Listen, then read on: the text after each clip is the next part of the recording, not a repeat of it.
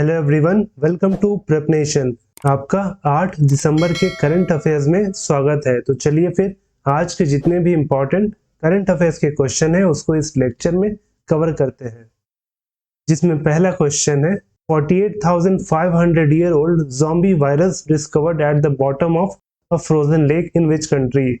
48,500 वर्ष पुराना zombie virus किस देश की जमी हुई झील के तल में खोजा गया? तो खोजा गया ऑप्शन ए रशिया में, ऑप्शन ए रूस।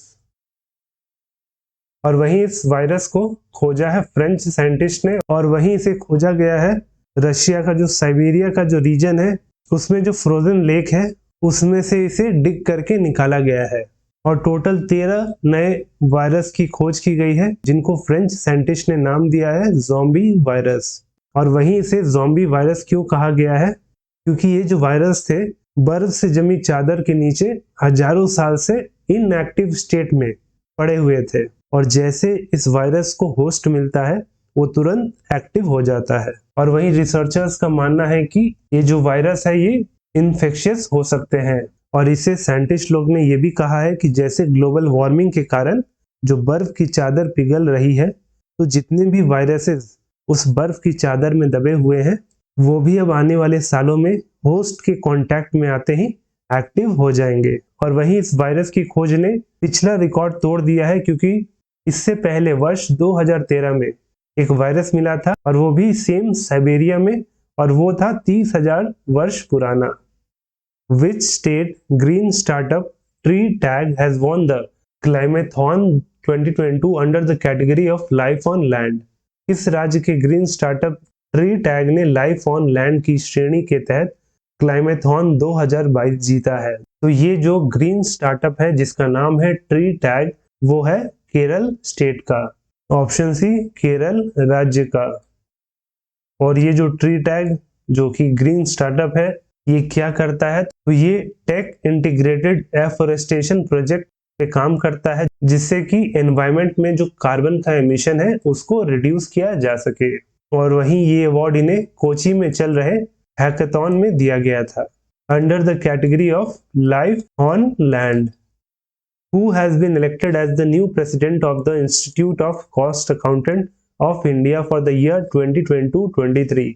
वर्ष 2022-23 के लिए institute of cost accountants of India का नया अध्यक्ष किसे चुना गया है? तो चुने गए हैं option B Vijendra Sharma ji, option B Vijendra Sharma.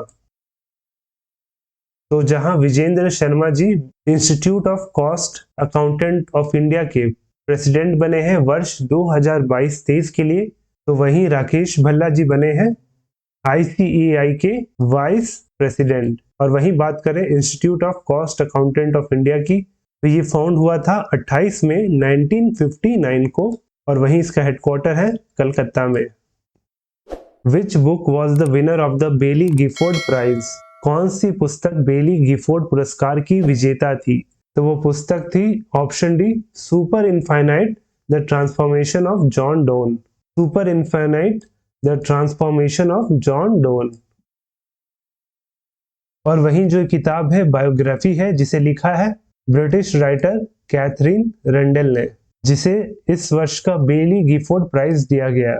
और वहीं जो बेली गिफोर्ड प्राइज है ये एक एनुअल ब्रिटिश बुक प्राइज है जो दिया जाता है in non fiction writing in English language. और वहीं इस प्राइज की शुरुआत हुई थी वर्ष 1999 में। Who won the double gold at the 65th national shooting championship?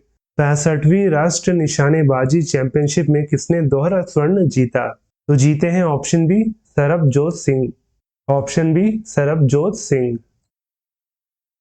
तो जो सरबजोत सिंह है वो हरियाणा से बिलोंग करते हैं, और उन्होंने इस 65th नेशनल शूटिंग चैंपियनशिप में डबल गोल्ड मेडल जीता। और वहीं उन 2 गोल्ड में एक उन्होंने इंडिविजुअल कैटेगरी में गोल्ड जीता, और वहीं जो दूसरा गोल्ड जीता वो इन टीम कैटेगरी के अंडर जीता। और वहीं इस नेशनल शूटिंग चैंपियनशिप का आयोजन मध्य प्रदेश के भोपाल में किया जा रहा था। Who won the gold at the International Shooting Sport Federation President's Cup? International Shooting Sport Federation President's Cup में किसने स्वर्ण जीता? तो जीते हैं option D Rudrankksh Patil, option D Rudrankksh Patil. भारतीय शूटर रुद्रांश पाटिल ने जीता है gold at the International Shooting Sport Federation President's Cup, जिसका आयोजन हो रहा था इजिप्ट के कायरो में।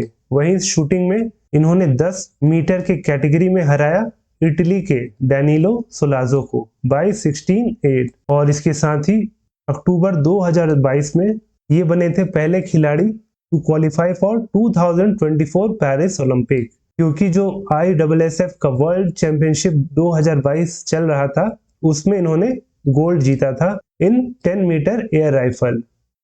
Who has surpassed South Africa's Dale Steyn to become the 9th highest wicket taker in Test cricket?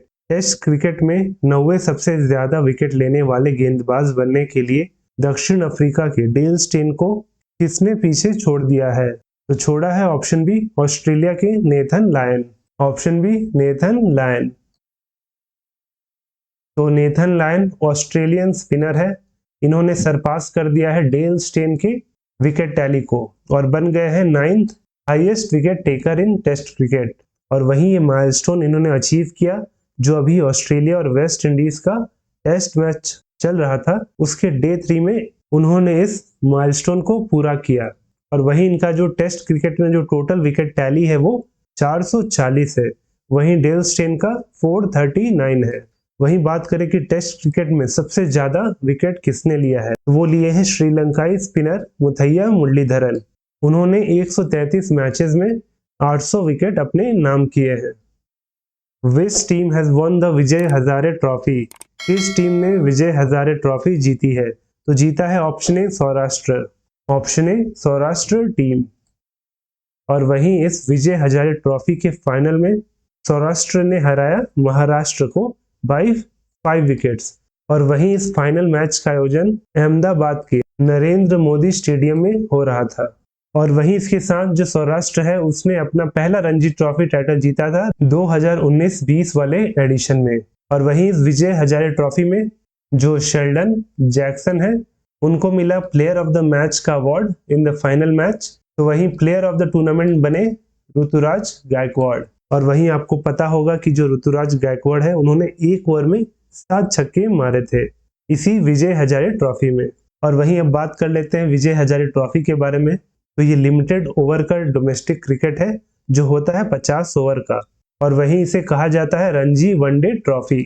और वहीं इस ट्रॉफी का जो नाम रखा गया था वो रखा गया था after the legendary Indian cricketer Vijay Hazare ji के नाम पे। और वहीं विजय हजारे ट्रॉफी 2002-3 में शुरू हुआ था। और वहीं इस ट्रॉफी में जो मोस्ट सक्सेसफुल टीम है वो तमिलनाडु है जो अब तक इस ट्रॉफी को 5 बार जीत चुका है। What is the theme of World Soil Day 2022? विश्व मृदा दिवस 2022 का विषय क्या है? तो वो है option B soils where food begins.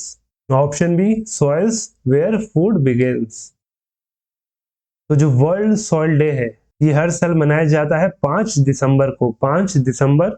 और इसलिए मनाया जाता है ताकि लोगों को अच्छी मिट्टी का इम्पोर्टेंस पता चल सके, क्योंकि अगर मिट्टी सही नहीं होगी तो उससे जो अनाज उगते हैं वो भी सही नहीं होगा। और वहीं इस दिन को पहली बार मनाया गया था 5 दिसंबर 2014 को। और वहीं इसकी घोषणा UN जनरल असेंबली ने की थी वर्ष 2013 में। और वहीं जो इस साल का थीम है वो हमने पीछे क्वेश्चन में बात किया ही कि वो है सॉइल्स वेयर फूड बिगिंस। जो खाने की असली शुरुआत होती है वो मिट्टी से ही होती है। अगर मिट्टी से अनाज नहीं उगेगा तो उससे फिर हम खाना भी प्राप्त नहीं कर सकते हैं। Julia Richard passed away in December 2022. In which year did she won an Oscar for her feature American Factory? Julia Richard का दिसंबर 2022 में निधन हो गया। किस वर्ष उन्होंने अपनी फीचर डॉक्यूमेंट्री अमेरिकन फैक्ट्री के लिए ऑस्कर जीता? तो वो जीती थी ऑप्शन सी 2020 में, ऑप्शन सी 2020। तो वेटरन डॉक्यूमेंटेरियन और ऑस्कर अवार्डी जूलिया रिचर्ड, जिनका हाल में ही निधन हो गया ड्यू टू कैंसर। और उन्हें अमेरिकन फैक्ट्री जो कि एक 2019 की अमेरिकन डॉक्यूमेंट्री फिल्म है उसके लिए उन्हें 2020 में ऑस्कर से सम्मानित किया गया था। और वहीं इस पिक्चर को जूलिया रिचर्ड के अलावा स्टीवन बॉगनर ने भी डायरेक्ट किया था। और वहीं इनकी फिल्म के लिए इनको 2 बार ऑस्कर में नॉमिनेट भी किया गया था, इन 1984 और 2010। और वहीं ये क्वेश्चन आपके लिए है कि in which year doctor Rajendra Prasad was awarded the Bharat Ratna. Doctor Rajendra Prasad को किस वर्ष भारत रत्न से सम्मानित किया गया था? तो इसका सही आंसर आपको नीचे कमेंट करके बताना है। और वहीं हमारा ये डेली करंट अफेयर का लेक्चर का PDF आपको हमारे टेलीग्राम चैनल प्रेप नेशन में मिल जाएगा, जिसका लिंक नीचे डिस्क्रिप्शन में दिया गया है। आप वहां जाके उसे डाउनलोड कर सकते हैं। और वहीं अगर लेक्चर अच्छा लगा हो तो वीडियो को लाइक करें और साथ में हमारे चैनल प्रेप नेशन को सब्सक्राइब करें।